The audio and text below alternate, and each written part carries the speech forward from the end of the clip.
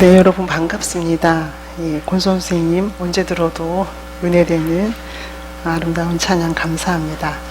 여러분, 세상에 언어가 몇 가지나 될까요?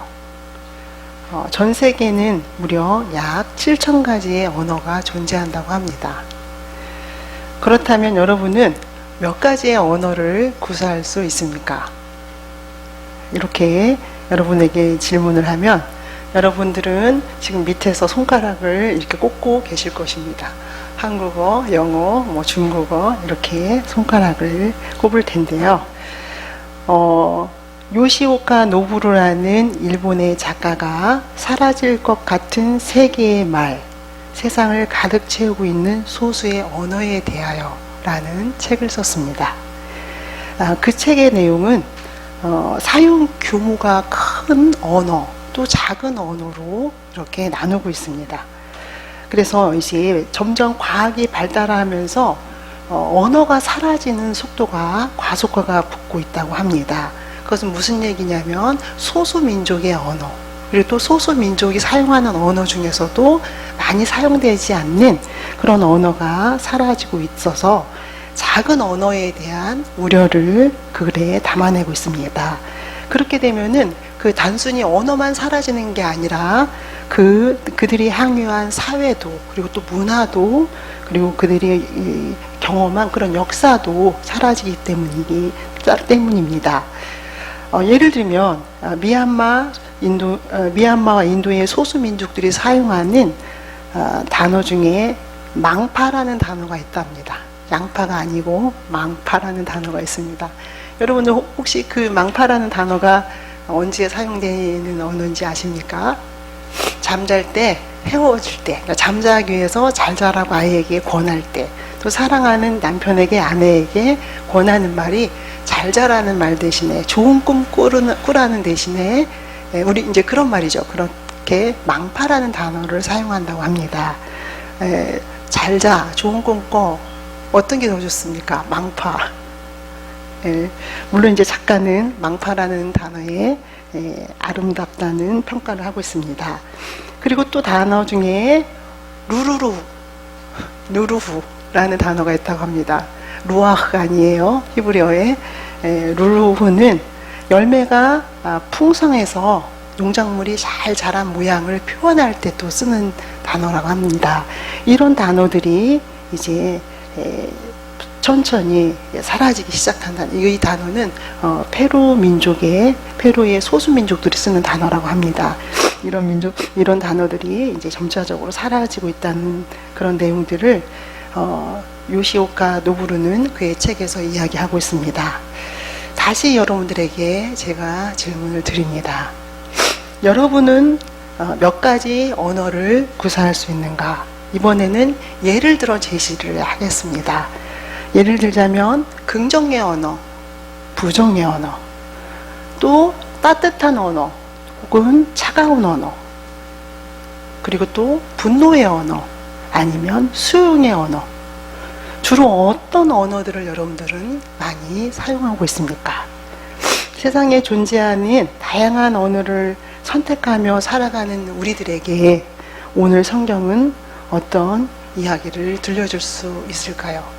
저는 지금 설교 전반부에서 벌써 여러분들에게 언어에 관하여 2가지 질문을 던졌습니다. 오늘 설교 중에 언어에 관하여 3가지 질문이 등장할 예정입니다. 이미 2가지 질문이 나왔습니다. 오늘 창세기 1장 1절을 보면은 태초에 하나님이 천지를 창조하시느니라 이렇게 되어 있습니다. 말씀으로 천지를 만드셨다는 얘기를 우리에게 들려주고 있습니다. 창세기 1장 1절에서 태초에 하나님이 천지를 창조하시니라 이렇게 되어 있고, 바로 2절에 이렇게 또 보고하고 있습니다. 땅이 혼돈하고 공허하며 흑암이 깊음 위에 있고 하나님의 영은 수면 위에 운행하시니라 이렇게 되어 있습니다. 그러나 이 말씀을 잘 들여다보면 태초에 하나님이 하늘과 땅을 창조하셨다.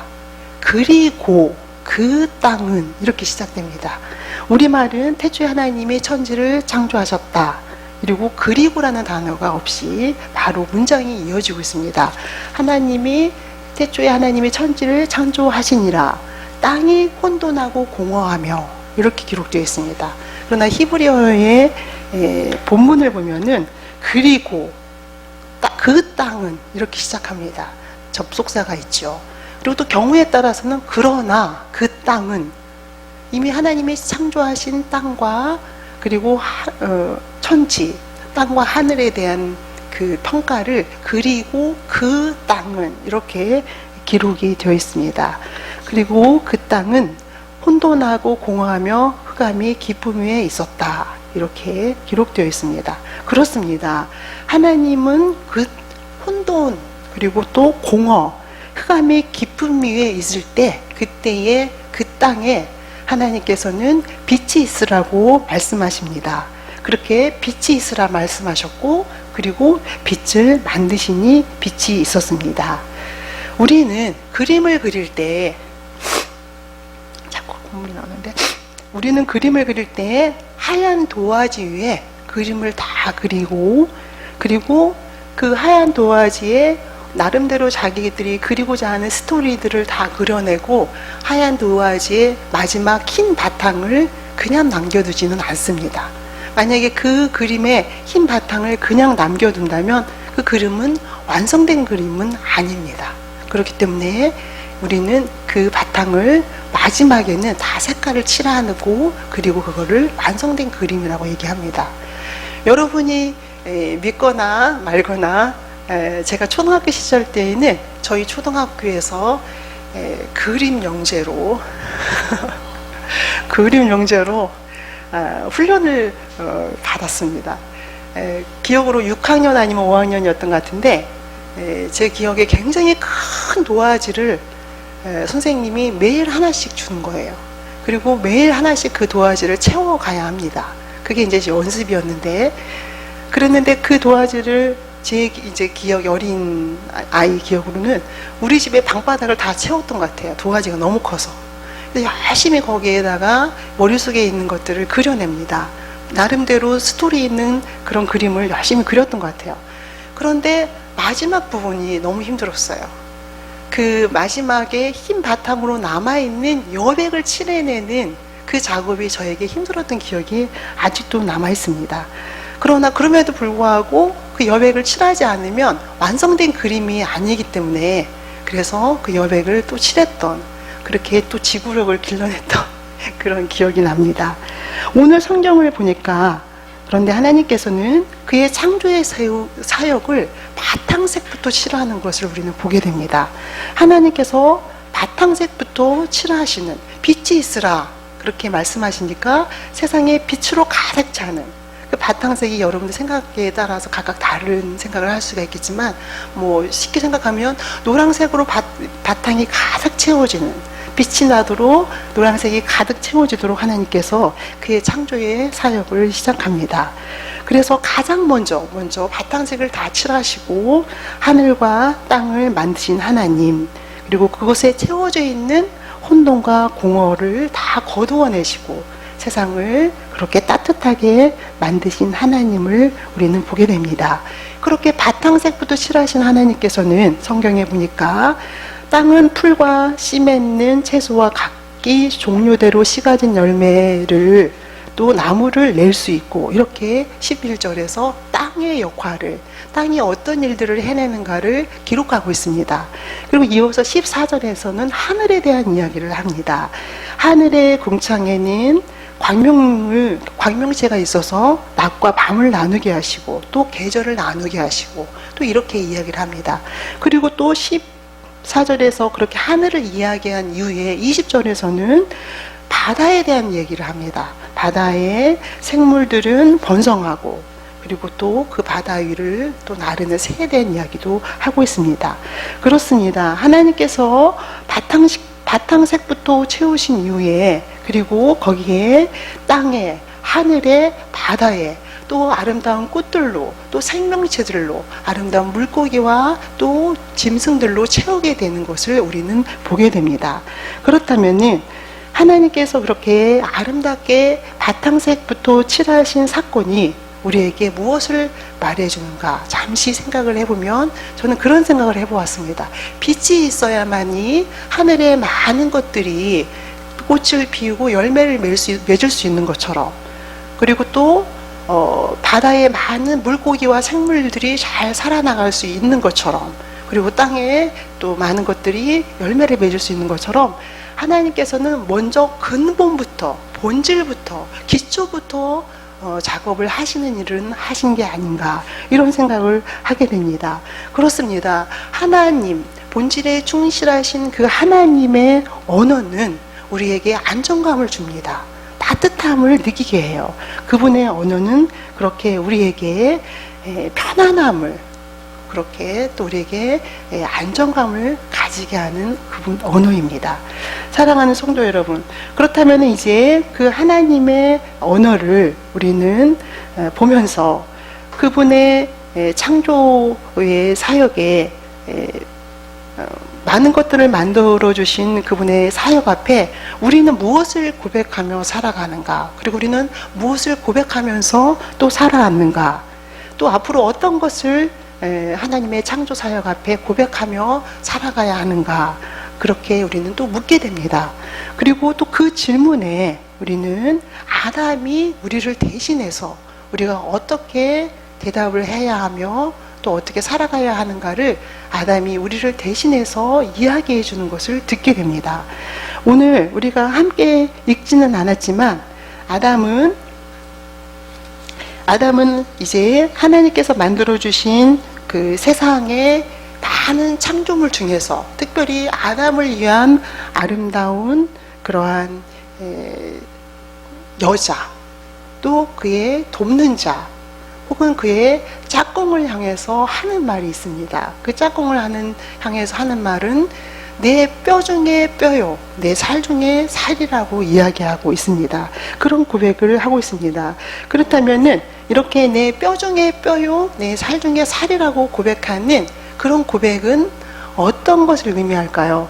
히브리어로는 이거는 아주 최상급을 의미합니다. 최고의 여자, 최고의 아름다운 여자를 의미하는 것이 아니라 나에게 있어서 최고의 존재, 나에게 있어서 더 이상 이만한 존재가 있을 수 없는 그런 고백으로 우리는 이해할 수가 있습니다.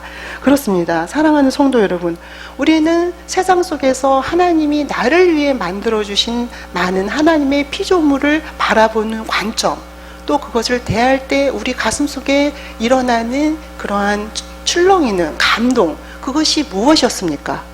여러분들은 여러분들에게 하나님께서 선물로 주신 많은 것들이 있을 텐데 그것을 만나면서 혹은 그것을 받으면서 어떤 고백들을 했습니까? 어떤 고백들을 했습니까? 오늘 성경은 우리에게 이야기합니다. 하나님의 선물 앞에서, 하나님이 주신 놀라운 그런 선물 앞에서 환호하며 기뻐하는 삶, 그리고 감사하며 찬양하는 삶, 이것이 하나님께서 나에게 주신 최고의 것이라는 그런 절대적인 신뢰 속에서, 그런 절대적인 믿음 속에서 그렇게 환호하는, 환희하는 그런 언어로 살아가라고 이야기를 하고 있습니다. 여러분들은 어떤 언어를 사용하고 있습니까? 여러분들의 언어는 어떤 언어입니까? 긍정의 언어, 혹은 부정의 언어, 혹은 따뜻한 언어입니까? 아니면 차가운 언어입니까? 또 때에 따라서는 분노의 언어입니까? 아니면 그것을 수용하는 언어입니까? 여러분들은 어떤 언어를 쓰고 있습니까? 중요한 것은 아담은, 최초의 사람이었던 아담은 그의 언어는 기쁨의 언어였고 그리고 환희의 언어였다는 것을 이야기하고 있습니다. 아담의 기쁨의 언어는 하나님을 기쁘게 하고 또 자신을 기쁘게 하고 그리고 또 자신 앞에 있는 최고의 존재인 여자를 기쁘게 하는 언어로 만들게 됩니다. 우리는 늘 우리의 세상 속에서 살아갈 때 긍정의 언어와 부정의 언어에 대해서 많은 사람들이 강조하고 있고 그리고 그거에 대한 중요성에 대해서는 수도 없이 들어갔습니다. 그러나 우리가 우리의 삶 속에서 실제로 우리는 긍정의 언어로 또 찬양의 언어로 기쁨의 언어로 환희의 언어로 우리의 삶을 살아가고 있는가? 그렇게 우리의 삶을 살아내고 있는가? 아담이 우리에게 묻고 있습니다. 사랑하는 성도 여러분, 시편 150편은 세상을 나가는 문이라고 합니다. 무슨 말이냐면 시편을 강의할 때에 시편 1편은 이제 시편으로 들어오는, 신앙으로 들어오는 문, 그리고 시편 150편은 세상을 향해 나아가는 문, 이렇게 가르칩니다.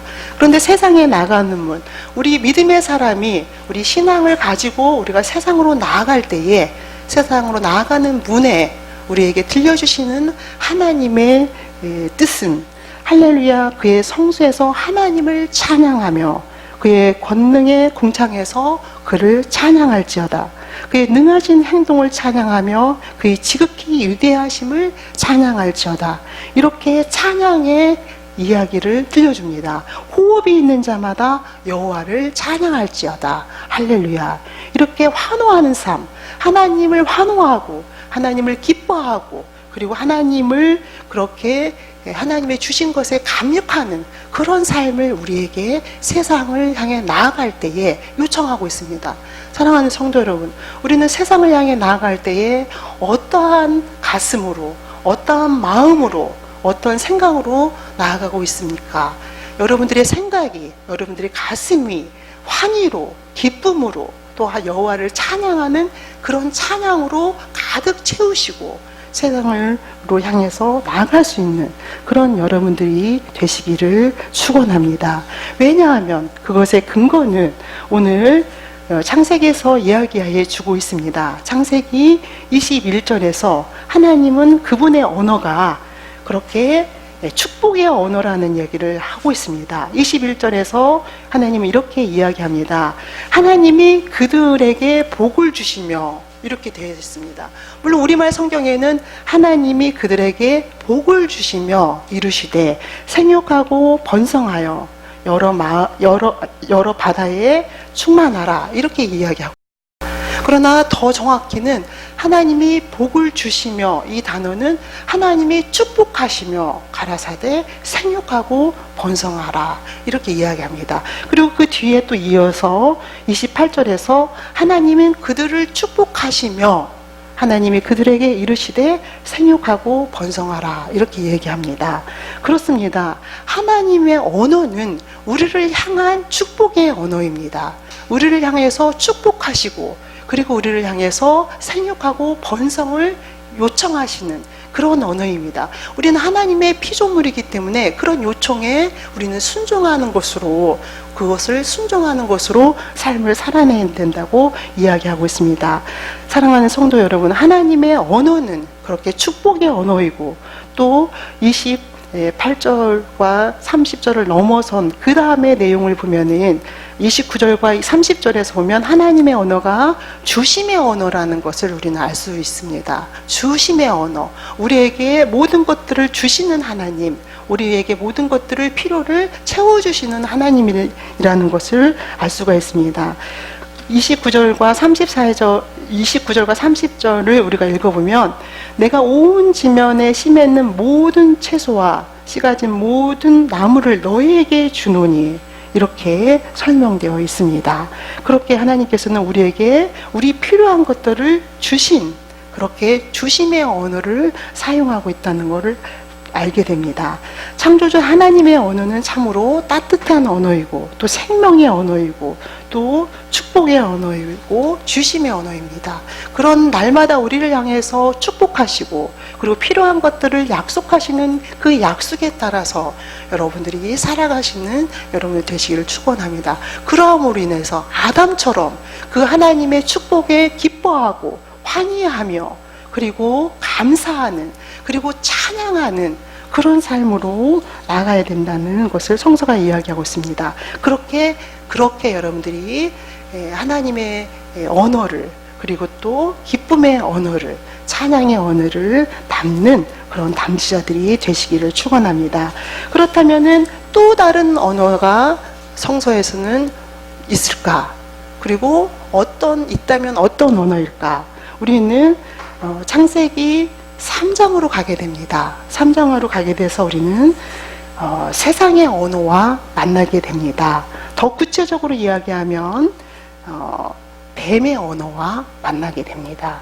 창세기 3장 1절에서는 여호와 하나님이 지으신 들짐승 중에 가장 강교한 뱀이 여자를 찾아옵니다. 그리고 뱀은 여자에게 묻습니다. 하나님이 참으로 너희에게 동산의 모든 열매, 모든 나무의 열매를 먹지 말라고 하더냐? 이렇게 묻습니다. 무슨 이야기입니까? 뱀의 언어는 강교한 언어입니다. 그리고 우리는 또 그것을 그 간교한 뱀의 언어를 우리 누군가가 그 모든 간교한 언어를 잘 대처하기는 그렇게 쉬워 보이지는 않습니다. 그렇게 뱀이 여자에게 찾아와서 간교한 언어로 이야기하기 시작합니다. 그런데 그렇다면 왜 뱀의 언어를 간교한 언어라고 우리는 이름을 짓는가?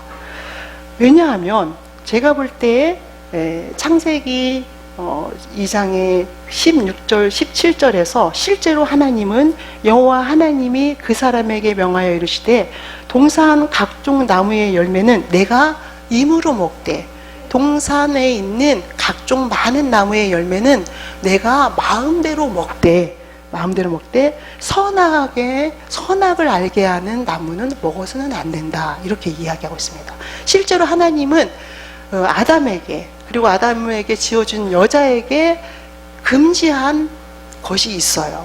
선악과를 금지한 거죠. 동산에 있는 모든 나무는 먹되 단 한 가지 나무의 열매를 먹어서는 안 되는데 선악을 알게 하는 나무는 먹어서는 안 된다. 이렇게 금지를 하고 있습니다.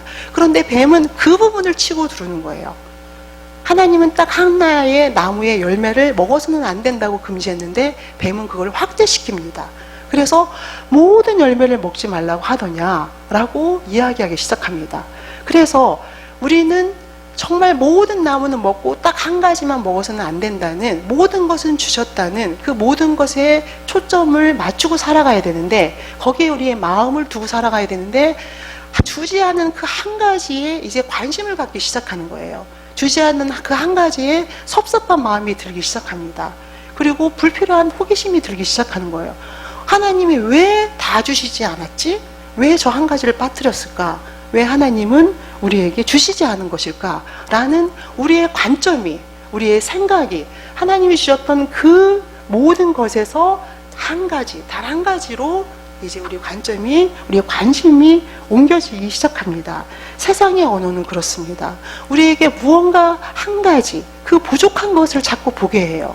그래서 그 부족한 것을 자꾸 보게 하고 그 부족한 것이 더 크게 확대되게끔, 그래서 우리 마음에 감사와 환희가 사라지게끔 합니다. 기쁨이 사라지게끔 해요. 찬양이 사라지게끔 합니다. 그래서 우리는 점차적으로 뱀의 언어에 따라서 이제 불만족을 갖기 시작하고, 그리고 급기야는 뱀이 요청하는 것처럼 그 열매를 따먹어버리는, 하나님이 금지해 놓은 것을 어겨버리는 그러한 상황으로 치닫게 되기도 합니다. 사랑하는 성도 여러분, 뱀은 우리에게 다가와서 일반화된 질문으로 물어요. 세상이 다 그런데, 이게 무슨 얘기냐면, 뱀이 하와에게, 여자에게 다가와서 어떻게 질문을 하냐면, 너에게 하나님이 그 선악을 알게 하는 나무를 먹지 말라고 하더냐? 이렇게 묻지 않아요. 어떻게 묻냐면, 너희들에게, 너 말고 너희들에게 그 선악을 알게 하는 나무를 먹지 말라고 하더냐? 이렇게 묻습니다. 지금 대화는 뱀하고 하와하고 1대1 대화인 것처럼 보여요. 그런데 그 대화 속에 모든 사건을 일반화하게 만듭니다. 너희들에게 먹지 말라고 하더냐? 이렇게 이야기합니다. 이것은 우리에게 무엇을 말을 해주고 있을까요? 우리는 세상 속에 살아가면서 작은 원망, 작은 분노, 그것을 합리화시키기 시작합니다.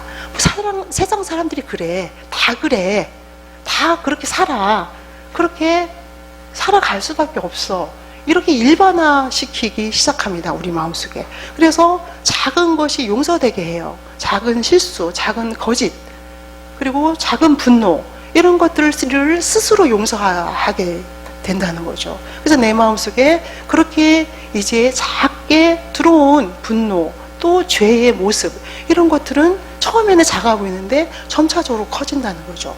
그렇게 뱀은 우리에게 유혹을 하고 있습니다. 사랑하는 성도 여러분, 여러분들은 지금 누구의 언어에 집중하고 있습니까? 하나님의 그런 따뜻한 언어, 그런 하나님의 창조의 언어, 그리고 아담과 같은 그런 환희와 기쁨의 언어, 그거에 집중하고 있습니까? 오늘 우리에게 속삭이는 강교한 그 뱀의 언어에 집중하고 있습니까? 오늘 성서는 우리에게 묻고 있습니다. 그렇다면은 그 강교한 뱀의 언어에 집중해서 이를 그르친 아담은 어떤 모습으로 바뀌었을까요? 오늘 아담의 모습을 통해서 성경은 우리에게 경고하고 있습니다. 아담이 처음 여자를 만났을 때, 하와를 만났을 때는 감격을, 환희를, 기쁨을 감출 수가 없었어요. 정말 나의 뼈 중에 뼈고 나의 살 중에 살이라는 그런 고백을 하는 그런 아담이었습니다. 그렇게 놀라운 가치를 그 사랑하는 아내에게, 사랑하는 여자에게 그런 놀라운 가치로 그 여자를 바라볼 수 있었던 아담이 그 뱀의 언어에, 일반화된 그런 악의 언어에 범죄하게 되었을 때 그는 그 여자를 향해서 이렇게 이야기합니다. 3장 11절에서 아담이 이르되 하나님이 주셔서 나와 함께 있게 하신 여자, 그가 그 나무 열매를 내게 주었으므로 내가 먹었나이다. 이렇게 이야기하고 있습니다. 하나님이 주신 그 여자가 나에게 그 열매를 먹게 하였습니다. 그 여자 때문에 내가 범죄할 수밖에 없었습니다. 라는 그러한 책임 전가의 언어, 그리고 원망의 언어, 그런 언어로 아담의 언어가 바뀌게 된 것을 우리는 보게 됩니다. 사랑하는 성도 여러분, 여러분은 어떤 언어를 선택하시겠습니까? 하나님의 언어를 선택하실 것인가를 오늘 성경은 묻고 있습니다. 우리를 향해서 성경은 하나님의 언어를 선택할 것인가, 아니면 뱀의 언어를 선택할 것인가를 묻습니다. 만약에 여러분들이 뱀의 언어를 선택할 경우, 그리고 하나님의 언어를 선택할 경우, 그때의 세상은 달라지게 된다는 것을 이야기하고 있습니다. 설교의 전반부에서 말씀드린 것처럼 제가 여러분에게 드리는 세 번째 질문은, 여러분은 하나님의 언어를 선택할 것인가, 아니면 뱀의 언어를 선택할 것인가? 창조주 하나님의 언어는 분명히 따뜻한 언어입니다. 생명의 언어입니다. 그리고 축복과 주심의 언어입니다. 그렇다면 여러분들이 만약에 하나님의 언어를 선택하신다면 첫 번째 아담과 같이 기쁨을 감출 수 없고 그리고 환희가 가득 채워지며 그리고 세상을 향해 찬양하며 나갈 수 있는 사람이지만, 여러분들이 뱀의 언어를 선택한다면 여러분들의 삶의 상황은 달라집니다. 세상이 다 그래, 어쩔 수 없지, 이렇게 뱀의 언어를 선택한다면 여러분들은 하나님의 창조로부터 잊혀지는 그러한 사람이 될 것입니다. 그러나 여러분들이 빛의 언어, 생명의 언어, 하나님의 언어를 선택하신다면 여러분들은 그런 환희의 언어로 인해서 날마다 하나님이 또 이루어가시는 그 재창조의 사역에 그렇게 동행하고 그리고 동역자로 살아갈 수 있다는 것을 기억하시기를 축원합니다. 기도하시겠습니다.